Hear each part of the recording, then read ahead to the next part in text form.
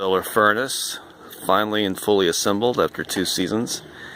This winter season, 2018, it did a really good job in sunny weather of turning the internal temperature inside the furnace into about 160 to 180 degrees Fahrenheit. Here's the connection into the home via 2 laundry vent tubes that are accordion style. I'll also describe them, with some insulation wrap around them, and I did a very poor job of fully insulating everything, including the connections to the intake and the outtake holes into the furnace.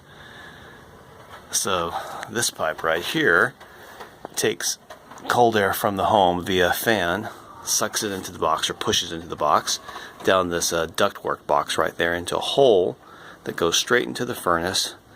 The hot air circulates through the cans and then out through a space here and into this wrap tube right here and back into the home as 160 again to 180 degree Fahrenheit air. And it works surprisingly well. So let's see if I can get a better shot of the cans. You can see the cans there. I think it's 14 cans by 13, 14 rows by 13 columns of cans with drilled out bottoms or punctured out bottoms, and the tab openings left open, of course, because they are fully drunk soda cans, stacked and glued on top of each other with high heat glue. I can't remember the type of glue though, some type of adhesive, construction adhesive.